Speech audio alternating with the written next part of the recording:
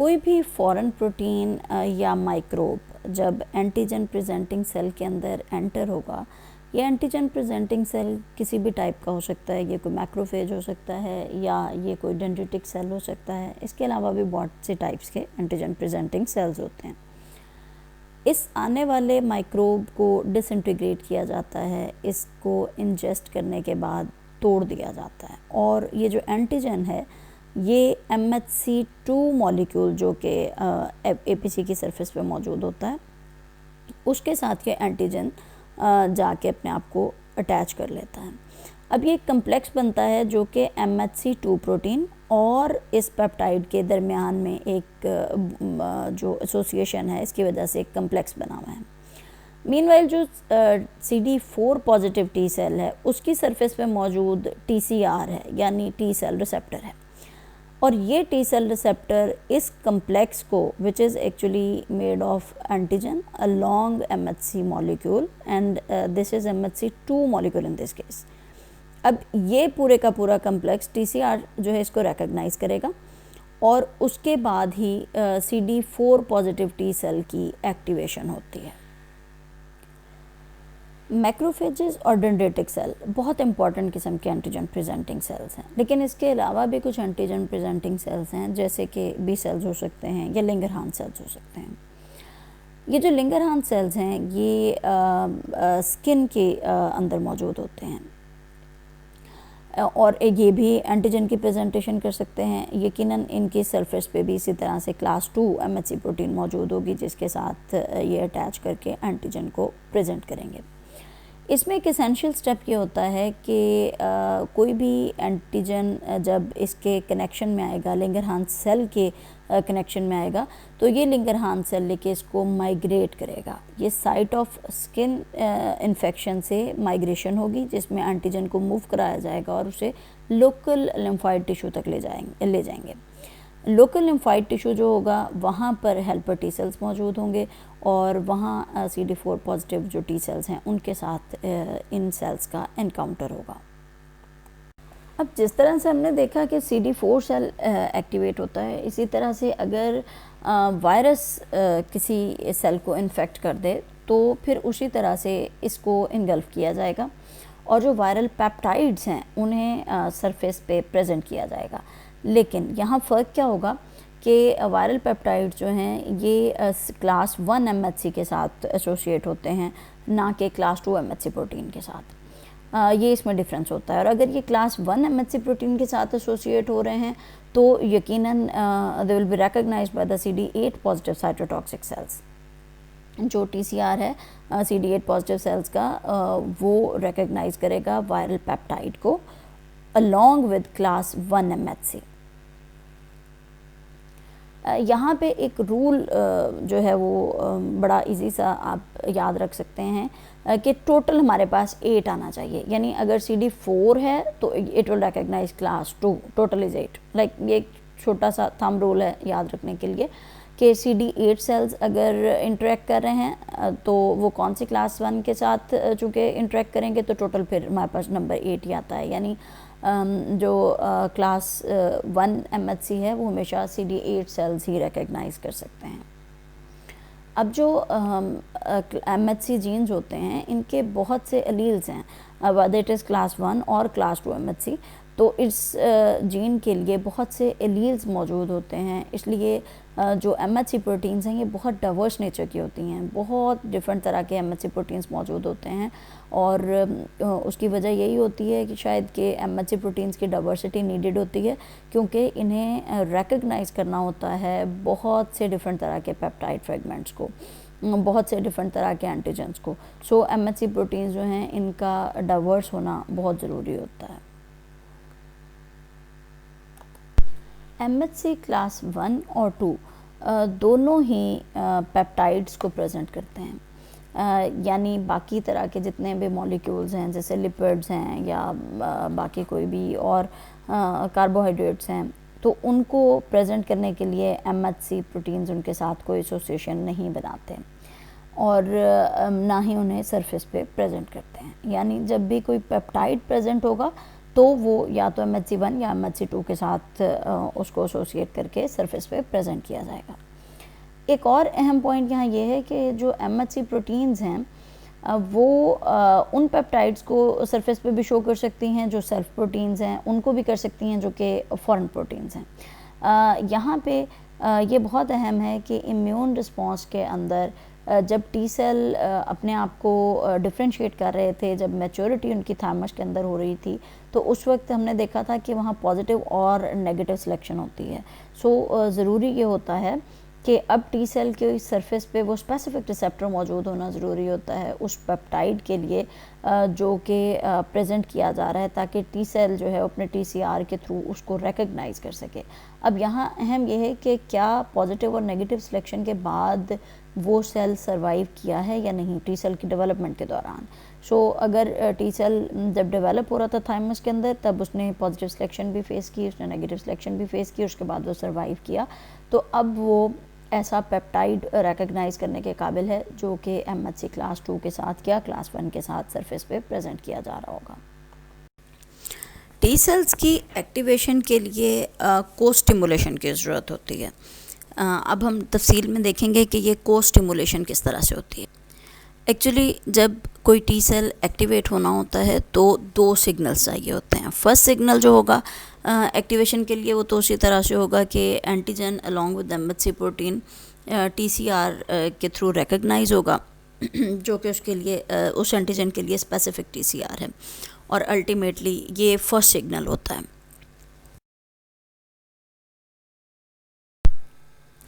अब यहाँ पे हम देखेंगे कि किस तरह से को स्टिमुलेशन होती है और को स्टिमुलेटरी सिग्नल जो है उसकी ज़रूरत होती है। जो फर्स्ट सिग्नल है वो तो यही होता है कि हमारे जो हेल्पर टी सेल की सरफेस पे मौजूद TCR है that will actually recognize antigen which is attached to this MHC2 molecule which is present on the antigen presenting cell. So ये तो फर्स्ट सिग्नल होता है। और दूसरा आपको पता है कि जब एंटीजन आके TCR के साथ इंटरेक्ट करता है, हेल्पर टी सेल्स एक्टिवेट होते हैं, helper T cells interleukin 2 produce करते हैं। ये इंटरल्यूकिन 2 जो है इसका रिसेप्टर CD4 पॉजिटिव सेल यानी हेल्पर टी सेल की सरफेस पे मौजूद होता है। सो ये उसको जाके उसके साथ अटैच होगा और इस IL-2 रिसेप्टर के साथ ये इंटरल्यूकिन 2 जाके अटैच होगा जो कि हेल्पर टी सेल ने ही प्रोड्यूस किया है। इसके अलावा एक को स्टिमुलेटरी सिग्नल चाहिए होता है जो कि यहाँ पे आपको ये प्रोटीन नज़र आ रही है CD28 protein. It is present on the surface of helper T cell. ये इंटरेक्ट करेगी B7 प्रोटीन के साथ, और B7 जो है ये एंटीजन प्रेजेंटिंग सेल की सरफेस पे मौजूद होती है। ये को स्टिमुलेटरी सिग्नल है जो सेकंड सिग्नल है। इसकी ज़रूरत होती है ताकि इस इंटरेक्शन को जो कि APC के और CD4 पॉजिटिव सेल के दरमियान इंटरेक्शन होता है, इसको स्टेबलाइज किया जा सके।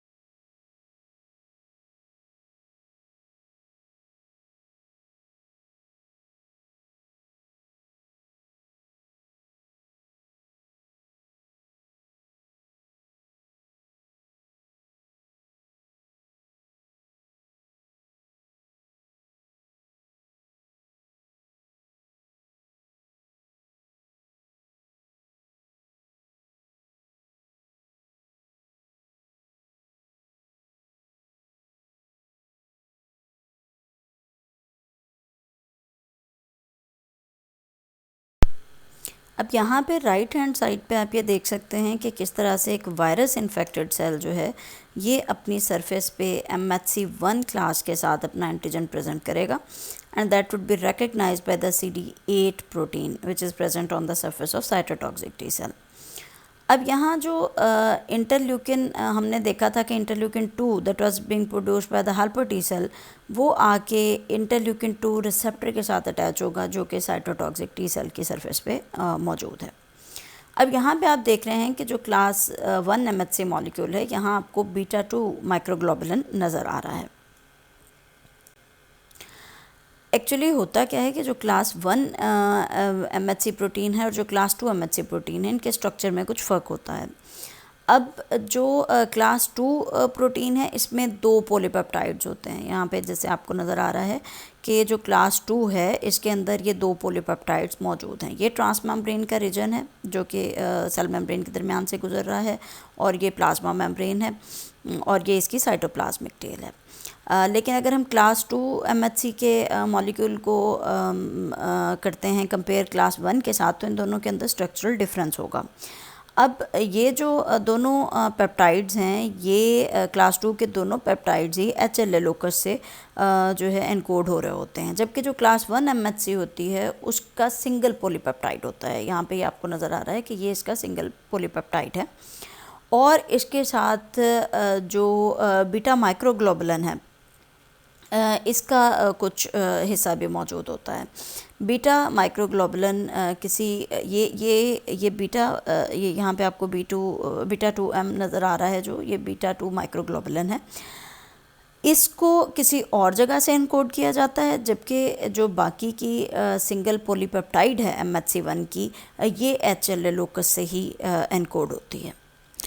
टी सेल और APC के दरमियान इंटरेक्शन को मज़ीद स्टेबलाइज़ करने के लिए भी कुछ मॉलिक्यूल्स इसमें इंटरफेयर करते हैं, जिस तरह के लिम्फोसाइट फंक्शन एसोसिएटेड एंटीजन या LFA1, और इसी तरह से ICAM1 जो कि इंट्रासेलुलर एडियन मॉलिक्यूल है, इनके दरमियान भी इंटरेक्शन होता है। LFA1 टी सेल की सरफेस पे मौजूद होता है, जबकि ICAM1 जो है वो APC की सरफेस पे मौजूद होता है। LFA protein basically integrin family group से बिलोंग करती है, जो कि सेल सरफेस प्रोटीन्स का एक ग्रुप है, और इनका काम ये होता है कि ये एडहिजन करते हैं। एडहिजन दूसरे सेल्स के साथ जो होती है वो इंटेग्रिन्स की वजह से होती है। इंटेग्रिन्स की जितनी भी प्रोटीन्स हैं, ये सेल की जो सरफेस है उसके अंदर एम्बेडेड होती हैं। अगर कोई प्रोटीन सरफेस मेम्ब्रेन में एम्बेडेड होगी तो यकीनन उसका एक्स्ट्रा सेलुलर डोमेन भी होगा और उसका इंट्रासेलुलर डोमेन भी होगा। सो जो एक्स्ट्रा सेलुलर डोमेन होगा वो एक्सटर्नली इंटरेक्ट करेगा, और जो साइटोप्लाज्मिक डोमेन होगा या इंट्रासेलुलर डोमेन होगा, वो इंट्रासेलुलरली अगर साइटोप्लाज्म के अंदर किसी चीज़ से इंटरेक्शन करना हो तो वहाँ पे उसका इंटरेक्शन LFA की या इंटेग्रिन्स की जो इंटरनल डोमेन होती है उसके साथ किसी भी साइटोप्लाज्मिक जो मॉलिक्यूल है वो आके इंटरेक्ट कर सकता है, उसका इंटरेक्शन हो सकता है इंटरनली। अगर को स्टिमुलेशन प्रॉपरली हो जाती है तो यकीनन हेल्पर टी सेल जो है वो इंटरल्यूकिन 2 प्रोड्यूस करेगा, और तमाम स्टेप जो हैं वो बिल्कुल नॉर्मल चलेंगे। और इसमें जो IL-2 की प्रोडक्शन है ये बहुत अहम होती है, बिकॉज़ ये रेगुलेटरी फंक्शंस भी इसके टी सेल्स के जो इफेक्टर फंक्शंस हैं या मेमोरी के फंक्शंस हैं उन सबको रेगुलेट कर रहा होता है। अब समटाइम्स क्या होता है कि जो टी सेल का इंटरेक्शन है किसी भी APC के साथ, उसमें टी सेल का रिसेप्टर तो अपने रिस्पेक्टिव एंटीजन या उसके एपिटोप के साथ इंटरेक्ट करता है, लेकिन जो को स्टिमुलेटरी सिग्नल की ज़रूरत होती है वो नहीं हो पाता। यानी जो को स्टिमुलेशन है, जो हमने यहाँ बात की कि जिस तरह से CD28 मॉलिक्यूल के दरमियान और B7 के दरमियान जो को स्टिमुलेशन के लिए इंटरेक्शन ज़रूरी होता है वो नहीं हो पाता। अगर को स्टिमुलेटरी मॉलिक्यूल्स जो हैं ये आपस में इंटरेक्ट नहीं करते और को स्टिमुलेशन नहीं होती, तो क्या होगा कि एनर्जी जो है वो कॉज होगी। एनर्जी एक ऐसी टर्म है जिसका मतलब ये होता है कि बॉडी का जो डिफेंस मैकेनिज़्म है वो प्रॉपरली काम नहीं कर रहा होता। इसमें किसी भी फॉरेन सब्सटेंस के आने के बाद अगर लिम्फोसाइट्स जो हैं वो उसके साथ इंटरेक्ट करें रिस्पेक्टिव एंटीजन के साथ, तो प्रॉपर बॉडी का डिफेंस होना चाहिए। लेकिन एनर्जी की स्टेट में क्या होता है कि को स्टिमुलेशन ना होने की वजह से जो पेरिफेरल लिम्फोसाइट्स होते हैं वो टॉलरेंस शो करते हैं, और उसके बाद जो इन्वेडर या फॉरेन मॉलिक्यूल है या कोई फॉरेन एंटीजन है जो कि बॉडी के अंदर एंटर हो रहा है, उसके अगेंस्ट एडिक्वेट जो बॉडी का इम्यून डिफेंस सिस्टम होता है वो कॉज ही नहीं हो पाता। सो उसमें जो अगर टी सेल एनर्जी की स्टेट में चले जाते हैं तो उस वक्त फिर इन्फेक्शन को क्लियर करना इस तरह से पॉसिबल नहीं होता, जो कि एक्टिवेटेड टी सेल कर सकता है। Cytotoxic T lymphocyte associated protein 4 या CTLA4, इसका अगर इंटरेक्शन होगा B7 के साथ तो क्या होगा कि टी सेल्स की एक्टिवेशन रुक जाएगी। अब ये टी सेल्स की एक्टिवेशन रुकी क्यों है? क्योंकि अब जब CTLA4 और B7 के दरमियान इंटरेक्शन हुआ, CTLA4 ने CD28 को रिप्लेस कर दिया है। CD28 अब B7 के साथ इंटरेक्ट नहीं कर रहा, बल्कि CD28 की जगह पे CTLA4 इंटरेक्ट कर रहा है। इसकी वजह से IL-2 सिंथेसाइज नहीं हो सकता, और IL-2 सिंथेसाइज नहीं होगा तो टी सेल्स की मज़ीद एक्टिवेशन रुक जाएगी, जिसकी वजह से जो टी सेल्स हैं, एक्टिवेटेड टी सेल, ये क्विजेंट स्टेट में चले जाएंगे, मतलब इनएक्टिवेट हो जाएंगे। और जो टी सेल्स का होमोस्टेसिस है वो इसी तरह से होता है।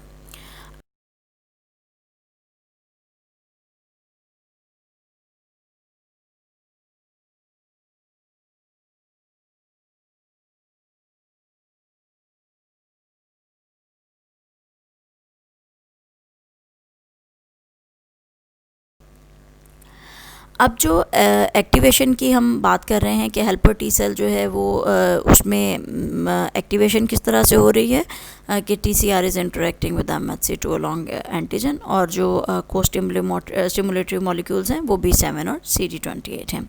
ये तो एक नॉर्मल हमने टी सेल की एक्टिवेशन की बात की। लेकिन इस एक्टिवेशन को जब रोकना होता है तब क्या होता है, एक और प्रोटीन है जिसे CTLA4 कहते हैं। CTLA4 प्रोटीन जो है वो हेल्पर टी सेल की सरफेस पे डिस्प्ले होती है। अब हमने देखा था कि एक्टिवेशन के दौरान क्या हो रहा था कि B7 जो था इसने CD28 के साथ इंटरेक्शन किया था, लेकिन जब इस इंटरेक्शन को रोकना है तो क्या होगा कि CTLA4 प्रोटीन जो है वो हेल्पर टी सेल की सरफेस पे अपेयर होगी और वो B7 के साथ इंटरेक्ट करेगी। B7 प्रोटीन जो है वो एंटीजन प्रेजेंटिंग सेल की सरफेस पे मौजूद है।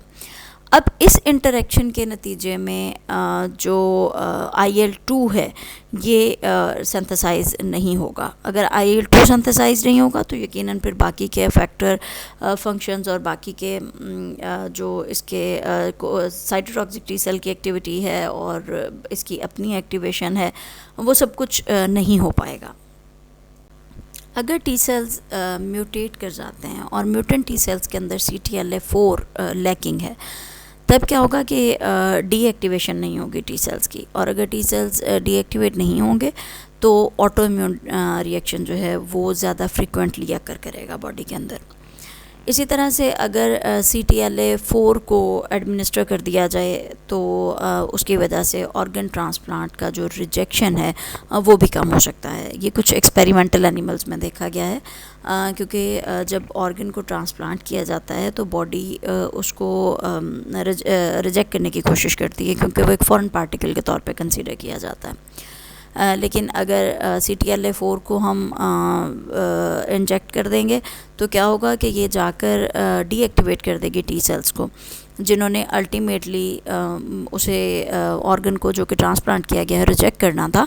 अब चूँकि CTLA4 वहाँ पे एक्सेसिवली मौजूद होगा तो CD28 को रिप्लेस करके जो CTLA4 है ये B7 के साथ इंटरेक्ट कर जाएगा, और अल्टीमेटली जो रिजेक्शन है ट्रांसप्लांटेड ऑर्गन्स की वो रिड्यूस की जा सकती है।